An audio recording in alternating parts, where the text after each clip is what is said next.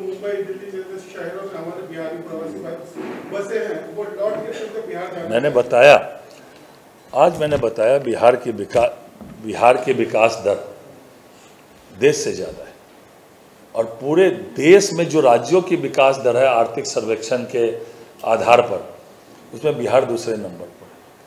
आज airport connectivity, आज सड़कों का मामला, आज एक्सप्रेस हाईवे जो आप महाराष्ट्र में देख रहे हैं, आप लोग बिहार से अगर जुड़े हुए हैं तो इन 20 सालों में जो बिहार का परिवर्तन हुआ है और अभी जो प्रोजेक्ट चल रहे हैं, अभी केवल मैं मिथिला की बात करता हूं आपको, औरंगाबाद से दरभंगा एक्सप्रेस हाईवे बन रहा है, पहला एक्सप्रेस हाईवे बिहार का है। और ऐसे ऐसे कई हाईवे, वहाँ बड़े बड़े हाईवे बन रहे हैं, जिसके कारण एक तो रोजी रोजगार, नौकरी बढ़ रही है, लोगों की आर्थिक समृद्धि बढ़ रही है, लोगों का रोजगार का साधन बड़ी संख्या में सृजन हो रहा है। वहाँ से लोगों माइग्रेट क्यों किए?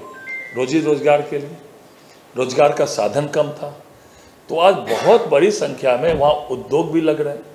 आज सरकार ने मुख्यमंत्री युवा उद्यमी योजना, मुख्यमंत्री महिला उद्यमी योजना, मुख्यमंत्री SC ST उद्यमी योजना, मुख्यमंत्री अति पिछड़ा उद्यमी योजना के माध्यम से 10 लाख तक के छोटे उद्योग को सीधे सैंक्शन कर रहा है। इसमें हजारों की संख्या में दिया जा रहा है, और उसमें 50%, मतलब अगर 10 लाख का प्रोजेक्ट पास हो रहा है आपका घरेलू उद्योग, तो 5 लाख तक की सब्सिडी है। अब बाकी 5 लाख तक में 1% ब्याज। ऐसे बहुत सारी योजनाएं बिहार में चल रही है। अगर आप प्रमाणित संस्थानों में पढ़ रहे हैं तो डायरेक्ट क्रेडिट कार्ड के माध्यम से सरकार आपको पढ़ने के लिए लोन दे रही है, लेकिन अगर आप पढ़ लिख कर लोन चुकाने की स्थिति में नहीं है तो लोग सरकार उस पर भी विचार कर रही है कि उस लोन को वेव कर दे। तो आज बिहार सभी क्षेत्रों में आगे बढ़ रहा है, चाहे वो आधारभूत संरचना हो, चाहे शिक्षा का माध्यम हो, चाहे उद्योग का माध्यम हो, सभी माध्यमों में जो है बिहार आगे बढ़ रहा है। और ये हम नहीं बोल रहे, ये भारत सरकार का डाटा है या बिहार सरकार का डाटा है। उस डाटे से प्रमाणित हो रहा है कि आज बड़े रोजगार के साधन बिहार में सृजन हो रहे हैं, और हमारे भाई बंधु जो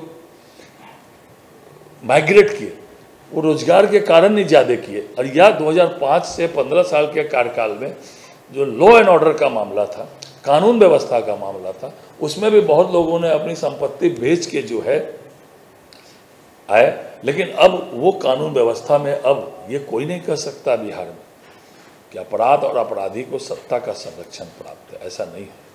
पहले था, निश्चित, मुझे कहने में कोई अतिशयोक्ति नहीं है, लेकिन आज ऐसा कोई नहीं कह सकता। आज कानून व्यवस्था का बात हो या सभी क्षेत्र में बिहार अग्रणी भूमिका में है, इसीलिए मैं बता रहा था ये बात। और एक बात बहुत अच्छी कही आपने सर, राम मंदिर के तर्ज पर सीता मैया का मंदिर बिहार में बनने जा रहा है, तो क्या लागत होगी और आपको क्या लगता है इससे बिहार का टूरिज्म कितना बढ़ेगा, और कौन कौन से स्पोर्ट जो टूरिज्म होता है बहुत बड़ा रोल निभाता है किसी भी स्टेट के रेवेन्यू को बढ़ाने में, इसके लिए आप क्या करें? नहीं, मैंने आपको बोला कि आज हमारा नालंदा का जो विश्वविद्यालय था वो लगभग खंड खंड हो गया था, कोई जाते नहीं थे। आज फिर से अपने पुराने रूप में लौट गया। आज आप राजगीर जाइए, मैं आपको कह सकता हूँ, राजगीर आप लोग अगर नहीं गए होंगे पिछले 15-20 सालों में, तो आज जाइए, आपको वो जो टूरिस्ट डेस्टिनेशन मिलेगा, आपको लगेगा नहीं कि वो पुराने वाले बिहार में हमें। और जितने हमारे पौराणिक स्थल थे, उन सभी स्थलों को सरकार डेवलप कर रही है। अभी जो टूरिज्म का जो आंकड़ा आया था बिहार का, वो आंकड़ा अभी मेरे पास नहीं है, लेकिन अभी जो आर्थिक सर्वेक्षण में आंकड़ा आया था, वो देश के किसी भी टूरिज्म से जो टूरिस्ट की जो आवाजाही है, उसमें सबसे ज़्यादा बिहार में अभी जो है पर्यटक आ रहे हैं। आप लोग के पास आंकड़ा होगा, संजोग से वो नहीं है, मैं आपको दे दूंगा, आ रहे हैं। जहाँ तक जनक जाननी मैया सीता की सीतामढ़ी में, तो उसमें सरकार ने बनाने का निर्णय ले लिया। 50 एकड़ ज़मीन जो है उसके लिए 50 एकड़ के, बाकी जैसे जैसे उसमें आगे बढ़ेगा आप लोग के माध्यम से हम लोग बताएंगे। लेकिन निर्णय हो गया है कि वहाँ सीता मैया के पुनौरा धाम में जो है उस तर्ज पर जो है बड़ा मंदिर जो है का निर्माण कराया जाएगा। सर, बिहार तरक्की कर रही है। बिहार एक ऐसा राज्य है जहाँ सबसे ज्यादा लोग पलायन करते हैं रोजगार के लिए, लेकिन अब तरक्की कर रही है, ऐसी अच्छी न्यूज भी आ रही है। लेकिन एक और इस न्यूज आ रही है कि बिहार में स्वास्थ्य की समस्या है, 49% डॉक्टरों की कमी है। अगर आप उसे बता सकें। देखिए, मैं बताता हूँ। मैंने पहले बताया आपको कि बिहार में ये भारत सरकार का आंकड़ा है। पूरे देश में सरकारी अस्पतालों में निःशुल्क दवा वितरण में बिहार का डाटा नंबर 1 आया है, 74% समथिंग है, और राज्यों का उससे काफी नीचे है। और एम्स, अभी बिहार में दूसरा एम्स हमारे दरभंगा में माननीय प्रधानमंत्री जी ने शिलान्यास किया है। मेडिकल कॉलेज प्रत्येक जिले में एक सरकारी मेडिकल कॉलेज की मैं बात कर रहा हूँ, खुलने का नीतिगत निर्णय ले लिया। 21 मेडिकल कॉलेज प्रारंभ हो गए। कैंसर हॉस्पिटल, बड़ा कैंसर हॉस्पिटल मुजफ्फरपुर में अभी इसी माह उद्घाटन होने वाला है। वो माननीय स्वास्थ्य मंत्री जी समय ले रहे हैं दिल्ली से, कब मिल जाएगा। दरभंगा में भी 100 बेड का अभी पिछले दिनों ही स्वास्थ्य मंत्री जी ने कैंसर का उद्घाटन किया है। पटना में विश्व का सबसे बड़ा सरकारी अस्पताल 5462 बेड का, मैं बता रहा था 5462 करोड़ का, 5400 की लागत से बन रहा है, 5400 करोड़ की लागत से। और उसमें जो है प्रथम चरण का कार्य भी पूरा हो गया है। जहाँ तक चिकित्सक की बात है, ये मैं स्वीकार करता हूँ, चिकित्सकों की थोड़ी कमी है। उसमें भी लगातार बहालियाँ हो रही है। पिछले साल भी, इस साल भी चिकित्सकों की, पैरामेडिकल स्टाफ की, विशेषज्ञ चिकित्सकों की लगातार बहालियाँ हो रही है। तो आपका जो प्रश्न है वो भी थोड़ा कम है डॉक्टर, मैं मानता हूँ, लेकिन उसका भी जो है निदान हो रहा है। सर, मैं काफी इंटरव्यू करता हूँ, उस इंटरव्यू के दौरान जो भोजपुरी की इंडस्ट्री है, फिल्मी इंडस्ट्री, और 2 बड़े नाम है पवन सिंह के साथ, और ये हरदम ये बोलते हैं कि सब सीढ़ी के कारण, सब सीढ़ी उनको प्रॉपर नहीं मिलती है। जो आप अगर बता सके कि सब जी, मैं बताता हूँ आपको। योगी जी के यहाँ से सब मैं बता, इसलिए आधार कार्ड बिहारी लोग वहाँ शिफ्ट कर रहे हैं, ऐसा आ रही है। मैं बताता हूँ।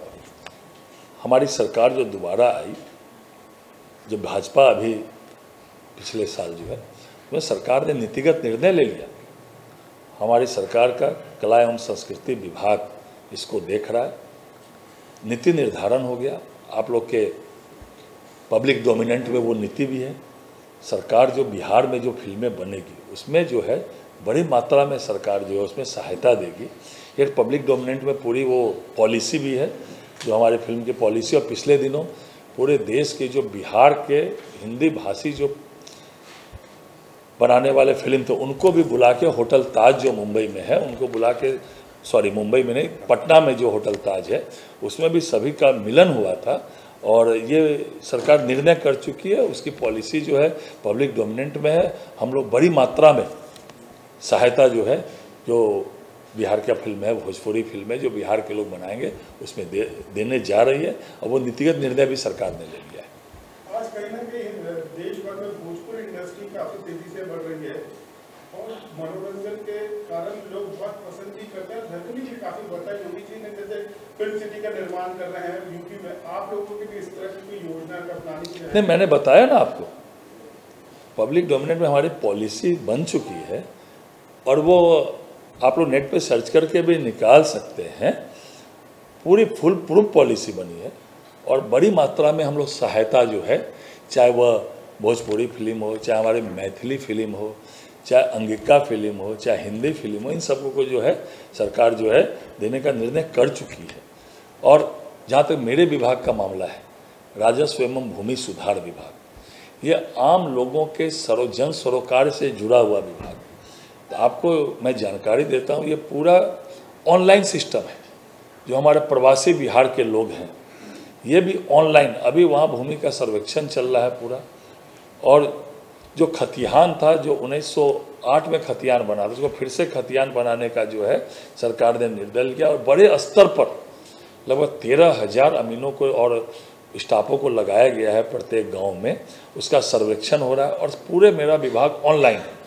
मुंबई में बैठे हुए प्रवासी भी यहाँ बैठ के अपना दाखिल खारिज करा सकते हैं, अपना मोटेशन करा सकते हैं, अपने जमाबंदी करा सकते हैं, वो पूरा ऑनलाइन है, ऑनलाइन के माध्यम से। तो मेरा भी विभाग जो जन सरोकार से जुड़ा हुआ है, जिनके पास ज़मीन है वो भी जुड़े हुए हैं, और जो गरीब अनुसूचित जाति अति पिछड़े भूमिहीन हैं वो भी जुड़े हुए हैं, क्योंकि उनको भूमि देनी है और बाकी लोगों की भूमि को सही से सब कुछ हो जाए वो देखना है। तो पूरा विभाग हमारा ऑनलाइन है। तो मैं आज मुंबई में बैठा हूँ, तो पूरे प्रवासी भाइयों को भी मैं बताना चाहता हूँ कि सारा मेरा विभाग ऑनलाइन है। आप मुंबई में भी बैठ के जमीन संबंधी समस्याओं का निराकरण ऑनलाइन के माध्यम से कर सकते हैं। सर, नीलोत्पल जी जिस तरह का इनिशिएटिव ले रहे, जो बिहारी भाई जो यहाँ पर रहते हैं हमारे, सर क्या कहना चाहेंगे उसके लिए? कितनी बड़ी बात है, क्योंकि लोग पलायन करके आए तो हैं, लेकिन यहाँ पर जो सुविधा और उनके लिए जो काम करने का जो इनिशिएटिव ले रहे हैं नीलोत्पल जी, उसके लिए हमारा बिहार फाउंडेशन कोरोना के समय में, आप लोग ज़्यादा जानते होंगे, कोरोना के समय में कितनी बड़ी संख्या में लोगों को मदद किया है। और जो बिहार के प्रवासी यहाँ हैं वो लोग अपने अपने माध्यम से भी यहाँ जो बिहार के लोग हैं उनकी भी मदद करते हैं, जो यहाँ सक्षम लोग हैं। अगर किन्हीं को कोई समस्या है, सरकार तो करती है, इसलिए मैंने पहले ही महाराष्ट्र और महाराष्ट्र के लोगों के प्रति कृतज्ञता ज्ञापित की, धन्यवाद ज्ञापन किया कि उन्होंने यहाँ रचाया बसाया। और जो बिहार के लोग हैं, नीलोत्पल जी हैं या बाकी अन्य लोग हैं, वो लोग भी यहाँ बिहार के लोगों की मदद करते हैं। कहीं भी है तो निश्चित रूप से अपना थोड़ा मिट्टी का प्रेम तो जगता ही है ना। तो आज नीलोत्पल जी ही कार्यक्रम ऑर्गेनाइज कर रहे हैं, जो हम लोगों का जो 72 स्थानों पर पूरे देश में ये कार्यक्रम हो रहा है, उसमें बिहार सबअर्बन का ये इंचार्ज नीलोत्पल जी हैं, तो करते हैं, इसीलिए तो इनको प्रभारी बनाया गया है। सर, इसके अलावा स्पोर्ट्स को लेकर आजकल हमारा देश बहुत आगे जा रहा है, तो सर स्पोर्ट्स को लेकर भी लोग जो है, बिहार में अंतर्राष्ट्रीय स्टेडियम राजगीर में बना, अभी एशियन हॉकी वहाँ हुई, फिर से एशियन हॉकी इस बार भी जो है एशियन हॉकी ड्यू है। और बिहार में जो खिलाड़ी राष्ट्रीय स्तर के में compete करते हैं, चाहे वो एशियन गेम हो, चाहे ओलंपिक गेम हो, चाहे कुछ मानक है उस मानक में कंप्लीट करते हैं, सीधे सरकार उनको सरकारी नौकरी देती है, फर्स्ट क्लास से लेके और थर्ड क्लास तक। जिस रूप में वो compete करते हैं, सीधा सरकारी नौकरी खिलाड़ियों को मिल रही है। और खेल का तो बढ़ावा हो ही रहा है, माननीय प्रधानमंत्री नरेंद्र मोदी जी जब से आए तब से, और माननीय मुख्यमंत्री जी के नेतृत्व में बिहार चल रहा है। तो खेल और खिलाड़ियों को बढ़ावा देने की हमारी नीति भी है, और इसके कारण कई स्टेडियम और भी बन रहे हैं। और अभी इंटरनेशनल स्टेडियम बना, एशियन हॉकी पहले कहाँ बिहार में, अभी तो एशियन हॉकी हुआ, फिर इस वर्ष भी एशियन हॉकी बिहार में ही हो रहा है। तो ये सब चल रहा है। सर, बिहार के बहुत सारे लोग मुंबई में हैं, और यहाँ की लोगों की जो एक बड़ी समस्या है वो रोजगार करते हैं और यातायात के उनके साथ एक दुर्व्यवहार होता है, उनको एक ऐसे शब्दों का प्रयोग होता है जो अच्छा नहीं है, और मारपीट तो होती है, ये आप भी जानते होंगे। ऐसी समस्या से कैसे निजात है? नहीं, ऐसा नहीं है। महाराष्ट्र में एनडीए की सरकार है और बहुत अच्छे तरीके से वो हमारे प्रवासी भाइयों और बहनों का ध्यान रखते हैं, और वो भी मिलजुल के सब लोग रहते हैं।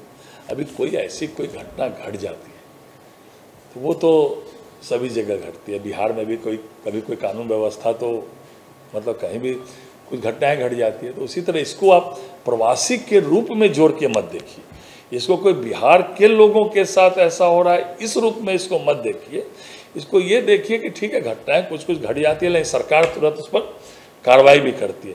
तो इसको प्रवासी के रूप में इस घटनाओं को न देखकर, विशेषकर बिहार के लोगों के साथ ऐसा हो रहा है ऐसा नहीं है, उस सामान्य कारण से बराबर घटनाएं पूरे घटती है, तो उसमें हो सकता है इसको प्रवासी के रूप में ऐसा नहीं है। यहाँ भी एनडीए की सरकार है और बहुत अच्छा आदरणीय देवेंद्र जी के नेतृत्व में काम चल रहा है। सर, एक लास्ट ये भी लोग यहाँ हैं, आप गाँव जाने वाले हैं, उनकी सबसे बड़ी समस्या होगी टिकट की, जो मिलना बड़ा मुश्किल हो जाता है। काला बाजार इतने उच्च लेवल पे है, मिलता ही नहीं, टिकट पहले नंबर पे नहीं। फेस्टिवल में स्पेशल ट्रेन आदरणीय नरेंद्र मोदी जी के नेतृत्व में बहुत चल रही है। आप उल्टा के देखिए पहले का डाटा और अभी का डाटा, ये मानता हूँ थोड़ी बहुत समस्या, लेकिन बहुत समस्याओं का निदान भी हुआ है। अब तो सीधे मिथिला के लोग यहाँ फ्लाइट में बैठते हैं और दरभंगा में उतरते हैं, तो फ्लाइट भी बढ़ रही है, ट्रेन भी बढ़ रही है और भी आगे बढ़ेगी। हम लोग प्रयास कर रहे हैं, बिहार सरकार भी प्रयास कर रही है। तो चलिए, बहुत बहुत धन्यवाद आप लोगों को। एक बार कैमरा बंद करके व्यक्तिगत परिचय जो है हो जाए, हम लोग जिस काम के लिए आए। हाँ, चलिए, बहुत बहुत धन्यवाद बिहार फाउंडेशन।